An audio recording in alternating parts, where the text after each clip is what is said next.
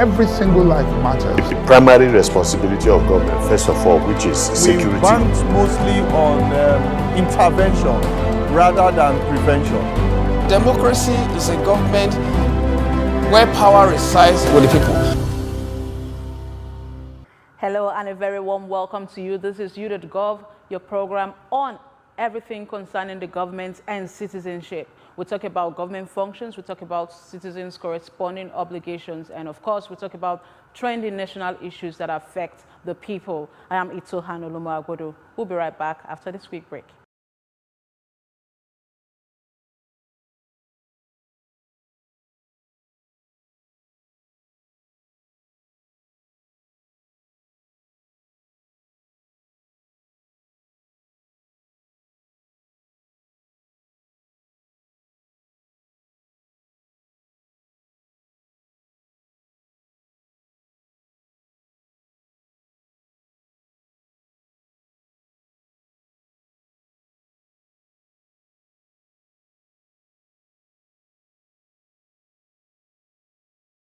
You're welcome back. If you just joined us, this is U.Gov, all about you, all about the government. And this week on the show, we are going to be taking a look at some activities in Nigeria's polity. We're looking at the action taken by the Independent National Electoral Commission, INEC, to deregister 74 political parties. That action has been generating a lot of reactions from Nigerians, from legal practitioners, and the like. First of all, I want to go to the street to find out what Nigerians are saying about this issue.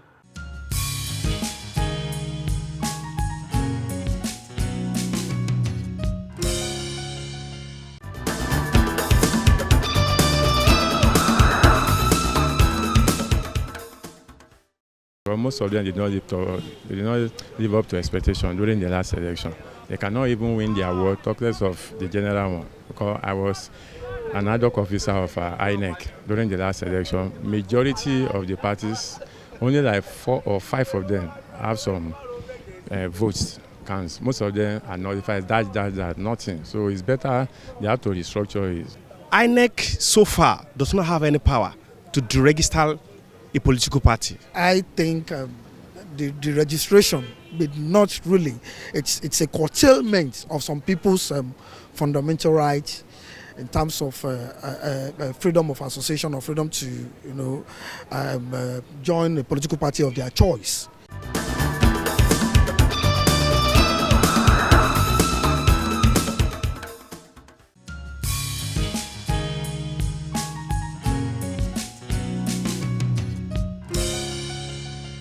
Quite interesting. Of course, Nigerians always have their opinions, and of course, their opinion matter. Your opinion as a citizen of any nation actually matters, and that is why we are here on the show.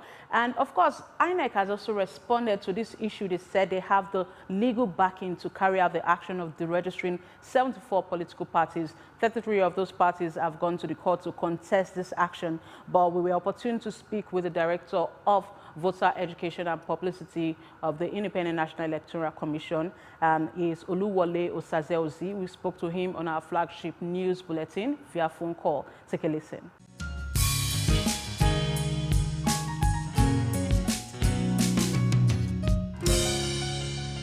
Heard about the registration of some political parties in Nigeria because they could not meet some requirements of the Constitution and the Electoral Act generally. We want your reaction on that, to give us a background to the position of the law and what actually resulted to the deregistration of those parties, sir. Is what we call the fourth alteration of the Constitution, which came into force about 2 years. The 225A of that fourth alteration empowers the Commission to deregister political parties if they do not meet up with certain criteria. And basically, the first criteria is that if they do not meet up to the requirements for registration. And so if they don't have, for example, an office in the FCT, they no longer have an office in the FCT. They ask for registration, but they no longer have an office in the FCT, then they can't be deregistered. Other conditions such as you don't register their constitution with INEC, or they amend their constitution without registering with INEC, they can be deregistered. If they did not, if they do not have spread, the National Executive Committee or any governing council of the party must have members of that governing council from at least 2/3 of the states of the federation. So must have at least 24 members from 24 different states. If they no longer meet up, maybe some have died, some have left the party, or some have resigned. If they no longer meet up, then they can be deregistered. So pursuant to which, in December last year, we carried out verification of all these things that we stated. We carried out the verification and found that many of them did not meet up certain thresholds.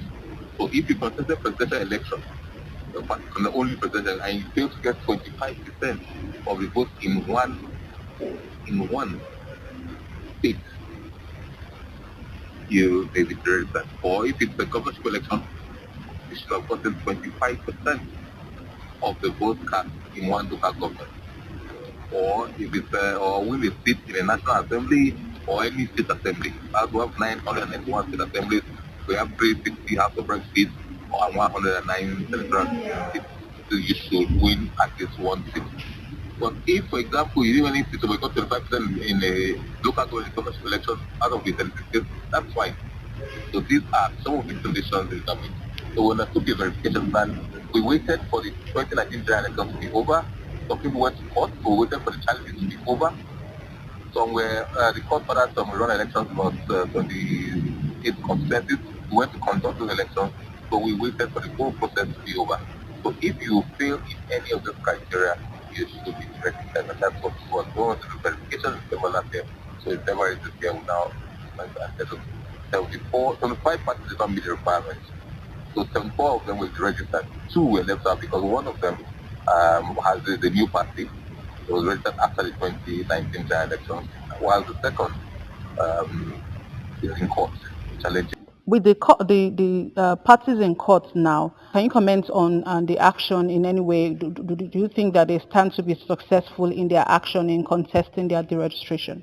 Nobody is allowed to comment on the success or otherwise of a case that is pending in court. You are not allowed to. You cannot offer your platform for anybody. You don't ask anybody that. You cannot offer your platform for anybody to comment on the likely success or otherwise of the case in court. The only thing I say is that we believe we are right, but the court will decide whether we are correct in all regards and everything else. And I'm not aware that they are in court. They were not themselves any big processes. And if they are in court, then we cannot be commenting on the case. Okay, thank you so much, sir. We appreciate your comments on news.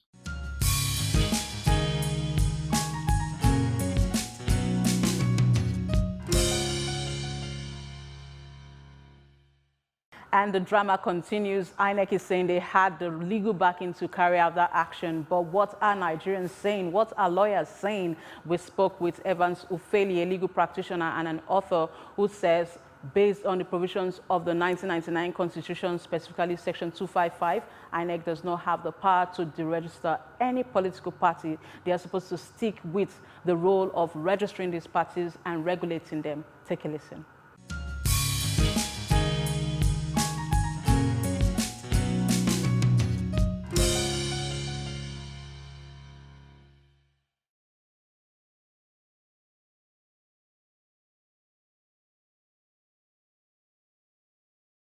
Well, the Constitution in Section 250, Section 225, Section 225 of the 1999 Constitution set out INEC role as regards managing and regulating the political parties.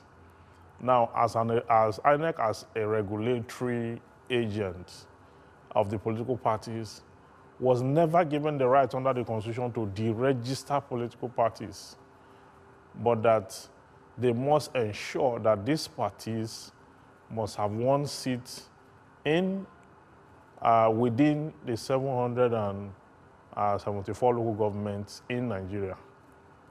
That is what the law says.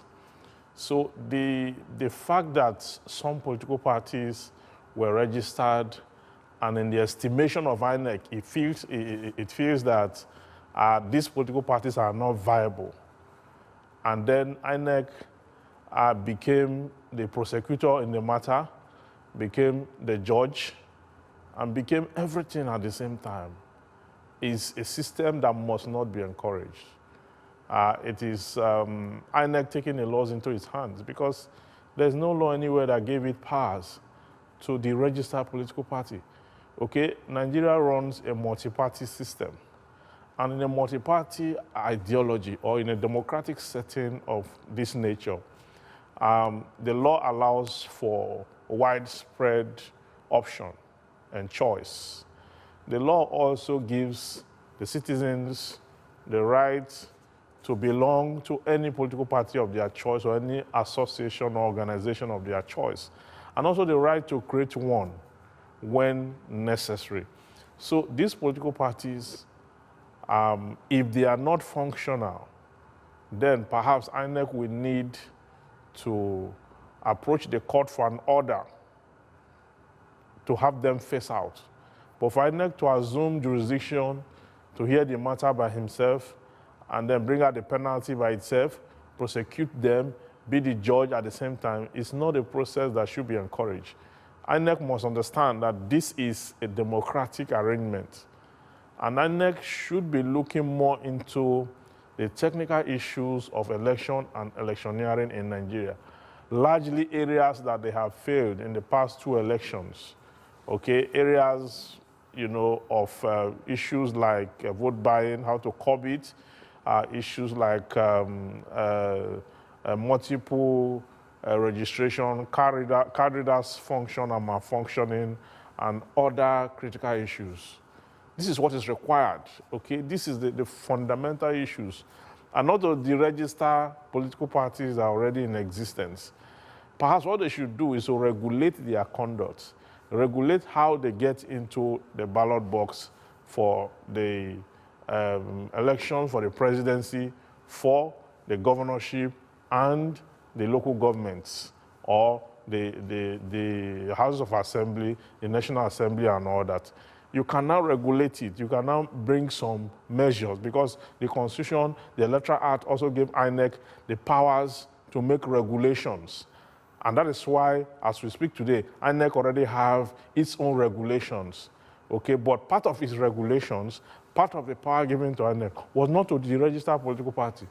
Remember in 2012, when they deregistered 28 political parties, okay, someone went to court in Nigeria, and at the end of the day, the court gave a judgment that INEC have no power to deregister political parties.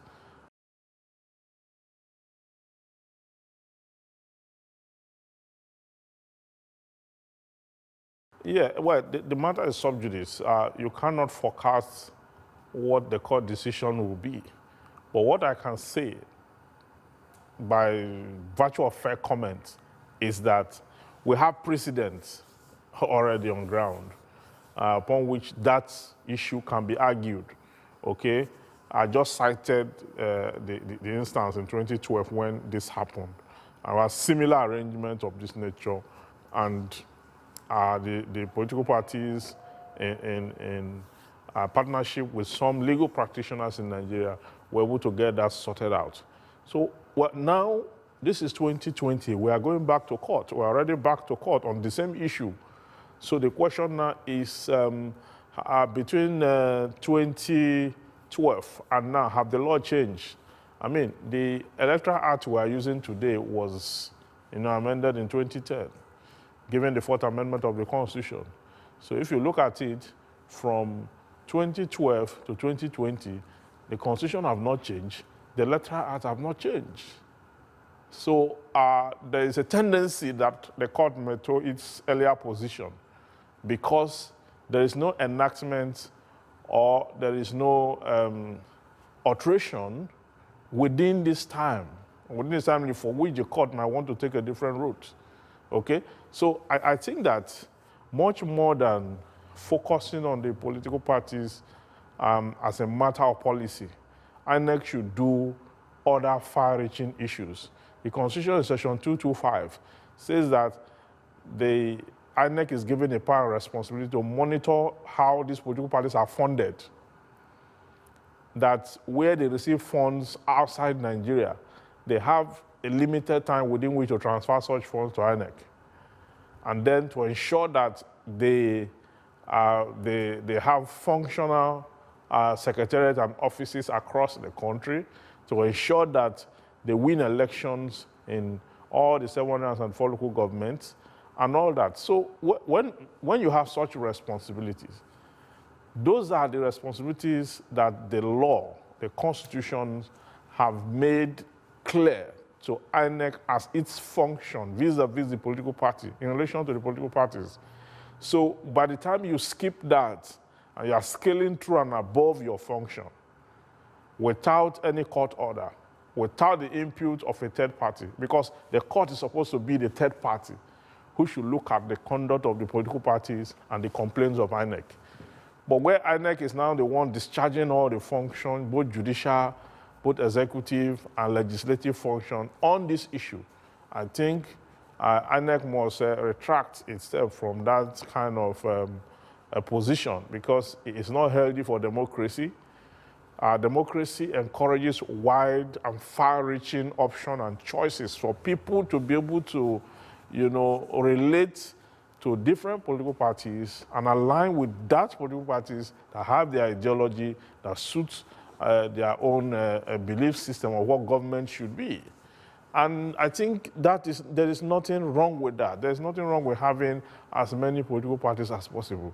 If you want to have a stringent regulation, okay, you can now make it plain that if you don't have so spread, then you cannot get into the ballot list for contesting for the presidency, for example.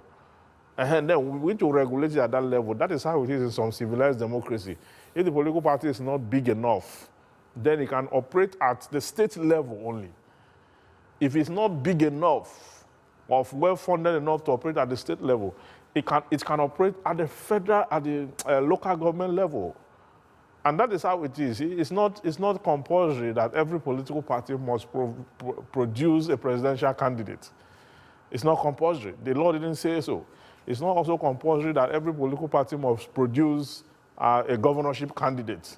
There are other functions, other offices, other areas where they can, feed in candidates, contest elections, win elections. In fact, the way it is now today, we need more political parties in this space, because the two major political parties we have been tested, heavily tested. The PDP was tested for 16 years. It couldn't function. Okay? It could not deliver the promises and dividend of democracy to Nigerians. The APC is there now for some years now. It has not shown any sign of competence. In fact, it is even worse than the political party that was sent packing. And then you say Nigerians should not have more political parties. You say Nigerians should not engage the democratic process.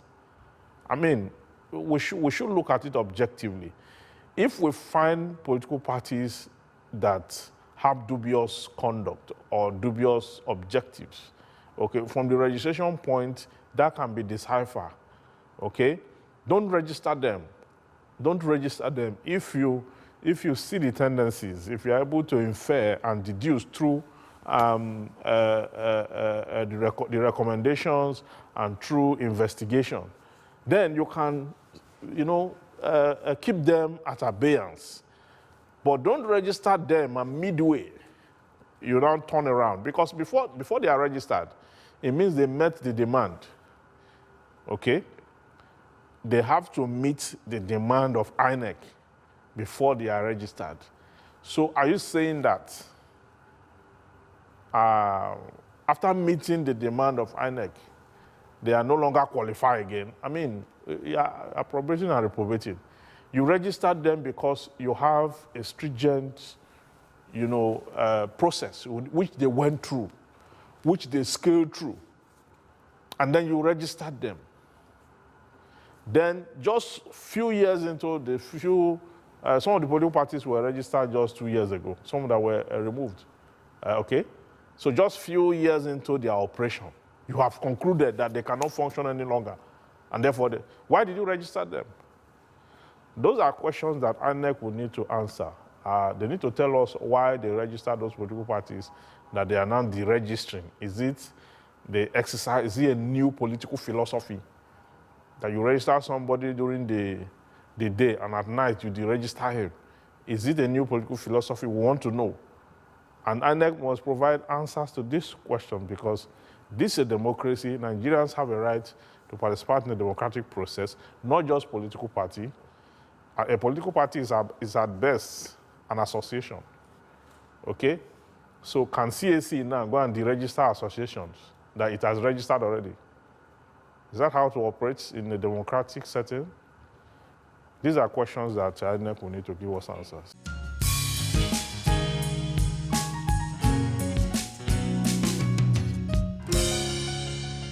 Well, that's Evans Ufeli saying INEC does not have the constitutional power to carry out the action of deregistering these parties. We want to go on a quick break. We'll be right back with the concluding part of that interview.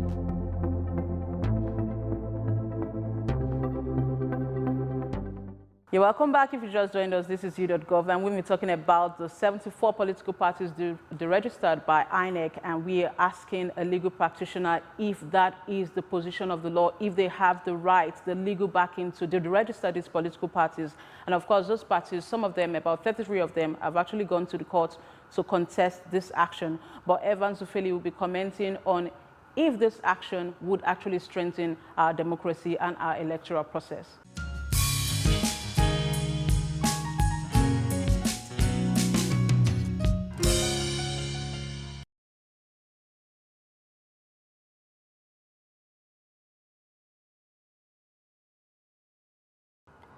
You see, as long as the Constitution, which is the ground norm, did not state the number of political parties that must operate in this country, in this political climate, what it has therefore stated in that regard is that the political parties can be unlimited because there's no block as to what it should be, okay?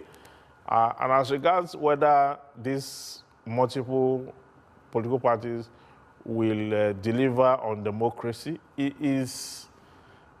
creates an option of choice for the people, for the electorate, to be able to make informed decisions, okay? So when the director of voter education said that as at the point of registration, they met the requirement, but that some of them no longer have offices, okay? How can that be sustained?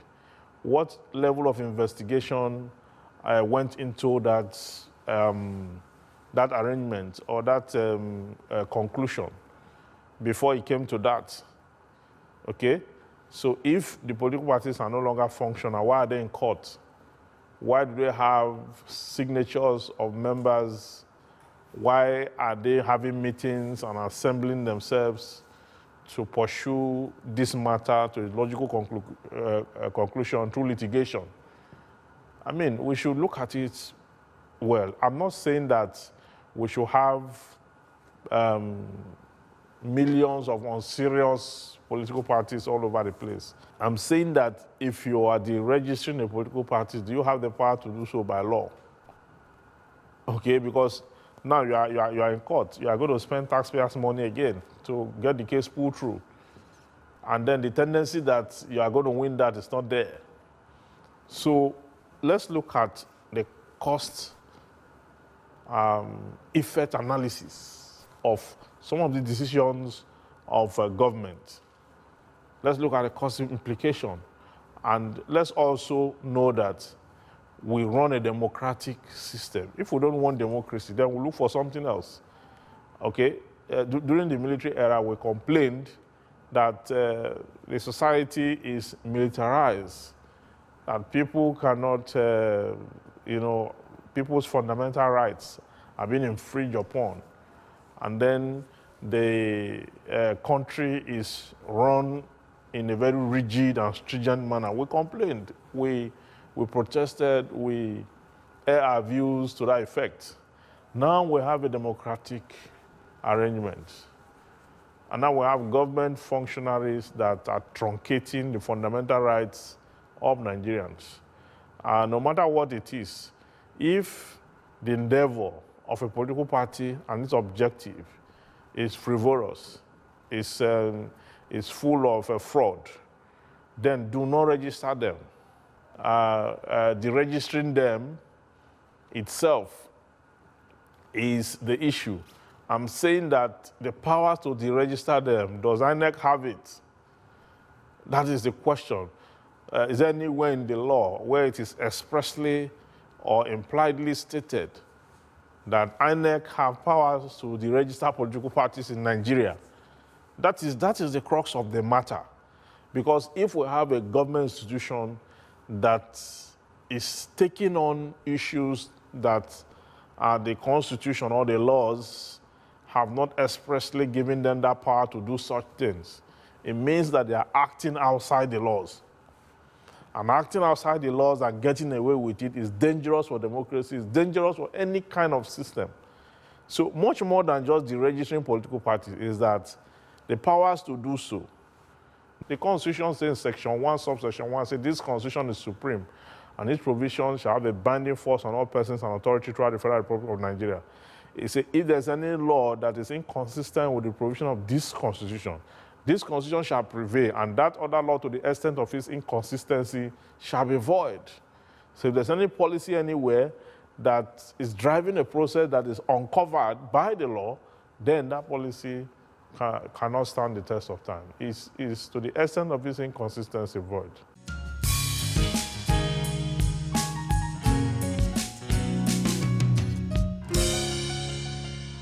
Like I said, the drama continues. We will continue to keep an eye on these developments. Is the Independent National Electoral Commission going to succeed in court? The matter is before the court at the moment. And are these parties actually going to win and say they have a right to remain registered political parties? We will see, and of course, we'll bring you updates. But we have some more tidbits for you.